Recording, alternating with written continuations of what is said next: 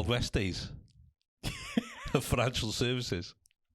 Isn't it funny? Not for us. What we're going to chat about, we've recorded a couple of YouTube videos prior to this, and all of a sudden then something comes up to talk about, as you say, the Wild West days. Yeah, it's an interesting one. It's actually come from a very well-respected colleague in London, actually, Mr. Alan Smith. He put something on Twitter. I can't remember what it was exactly, but it was something about PensionBee, wasn't it? Yes. I actually quote what he said, which I shall do now. So this is in relation to a letter which PensionBee provide. With some providers, some older pensions may have exit fees or special benefits, such as guaranteed annuity rates, protected tax-free cash. In general, these occur in less than 2% of pensions, and exit fees for over 55s are capped at 1% of the pension value. We give customers the option to waive checking for exit fees and valuable benefit. This means that we won't check with your provider on either of these things, which can also help you speed things up. Absolutely brilliant. Shame on you, PensionBee. Shame on you. I'm sure didn't you say the FCA potentially quoted these guys as being people to? I think initially they were kind of seen as the gold standard bearers, weren't they, of kind of DIY pension stuff, but. Come on, guys. Do you know? Because these benefits can be quite important, because I have seen, there are some pensions out there with huge tax-free cash elements to it. I've seen ones in excess of 50% of the pension value of tax-free cash. I've got some now actually kind of knocking around, whereby the client, they're kind of stuck there. You're never going to move them from there because they're tax-free cash. The tax-free cash usually, or standard, is 25% of the pension fund value. There's a different calculation for defined benefit pensions. We're not talking about those. So your normal defined contribution pensions, or your personal pension SIPs, whatever you want to call them, will have a 25% tax-free cash benefit.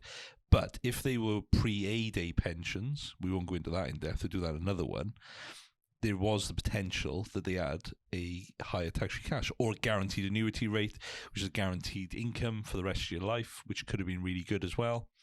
There's a few different kind of things in there, and albeit they may say that's 2%. I'd love to know where they got a stat from.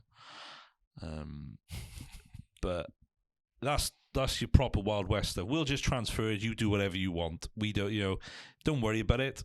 Well, you should worry about it, because that's where you should take financial advice.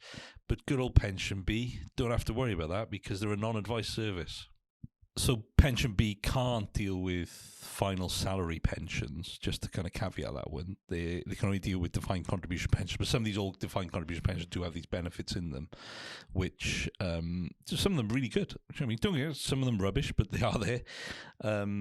But you need to take advice on it, because PensionBee are not going to do that. You could be giving up a hugely valuable benefit. And, there could be some in there which may have, I'm not sure whether this will actually be, but they may have lower retirement ages in them. Yeah, there's a good chance some may have. Some may have. But generally it's going to be enhanced tax-free cash, guaranteed annuity rates. And, the guaranteed annuity rates are kind of missed, but there have been some quite phenomenally large ones out there. But you've got to take advice. Even if you don't want to kind of go down that route, you need to take advice. I suppose you don't know what you don't know. And if you don't know you're giving up something, you'll never know that you had it, which is kind of fair enough. But isn't that the whole concept of that, of find out what you actually have before you make a life-changing decision on something that is going to impact for the rest of your living days on this planet. And it doesn't take that. It doesn't. I think this organisation, the wording almost seemed to be, we'll rush it through. We don't need to. You don't need to waste time doing it. It's only going to take an extra 3 to 5 weeks to get the information. 3 to 5 weeks extra to make a decision which could impact you for the next 2, 3, or even 4 decades. So, when you put that into context, 5 weeks out of 40 years is not that long extra, just to make sure that what you're giving up is okay with you. It's that analogy, isn't it? Is it measure twice, cut once? You know, once you've made that decision, there's no going back. Yeah, because the cynic in me says the PensionBee just don't care. All they're about is amassing as much funds under management as they possibly can to make themselves viable for a sale and exit, to sell to a larger company, and an exit, because they're expensive. Do you know what I mean? I'm sure they're minimum of 0.7, I think, kind of ongoing for their funds, but most of this stuff's trackers, it looks like. So they're making a nice little profit on everyone, and they're just going to be getting, you know, probably millions of pounds each day, week. I don't know what the kind of figures are for what's going on there, but like I say, it's the Wild West. You know what I mean? I thought kind of days of that type of stuff had kind of gone, but I guess when you're in the realm of non-advised, I guess it's a bit of a grey area. They can do really what they want, but to actually be saying, you know, we'll waive all these, and we won't actually, if you choose to waive it, we won't even tell you about them. That's a bit worrying. Well, not a bit worrying, it's very worrying, really. Shame on you, PensionBee. Shame on you. But they don't care. Like I say, they're all just about amassing as much assets as fast as they can. And I've actually seen a few people who run money websites, and one actually is a former financial advisor. I say that in the loosest sense of the term, because there's a lot of people out there on social media who say they used to be financial advisors, and just because you did the qualifications and worked for a bank once, not given advice, doesn't mean you're a financial planner and have actually ever advised a client properly. We still advise clients. We run a chartered financial planning firm, so we kind of know what it's like at the coalface doing it. But I've seen people actually advertising PensionBee as these are the guys to go to. I'm inclined to say they're probably on a referral scheme. They get a bit of a kickback. So, yeah, we're not any referral schemes. In a nice way, calling these people out and, you know, telling people it's not right to that. We seem to be...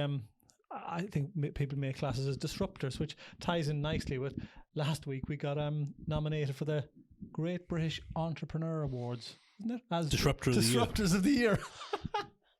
There we go. So we're obviously disrupting something. We're disrupting something. So the continued calling out will still go on. Yeah, but we're not calling people out for reasons apart from the fact that it's just not right, and people need to know that. The public need to know. Do you know what I mean? You know, the financial services is a bad enough name anyway, and companies like that who seem to be like the knight in shining armor are not really. It's all just rogues. Do you know what I mean? It's exploiting people's urgency needs and the fact that they're advertised everywhere and everyone thinks they got a good name, but actually if you scratch under the surface, I think they're doing people a disservice. Don't get me wrong, there'd be a lot of people who probably sort them out and done quite well, but you know, there's more options out there.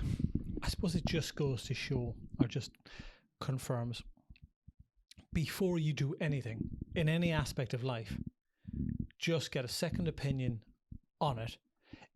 DIY in all aspects, of boiler servicing to electricians to building a wall to finances. You can do everything yourself by YouTubing it and Googling it, but that's not necessarily the correct way to do it. And who says that someone that says something on any sort of social media is correct? Get the correct information from somebody in this aspect, finance, that has the relevant qualifications, insurance and indemnity to give and back themselves in terms of the information that they're giving to be correct before you make any life-changing decisions on money which have an impact on your financial health, your happiness, and the future you. Yeah.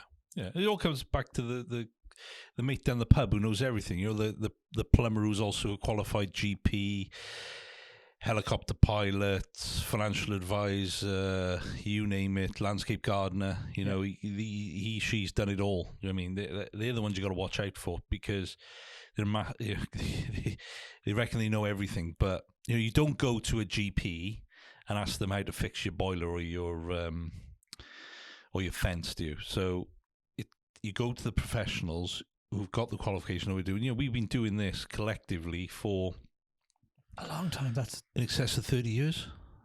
probably, yeah. I think it is. Wow. So I kind of think we kind of know what we're doing, but we're always learning. But yeah, so I think that's it. PensionBee, shame on you. Measure twice, cut once.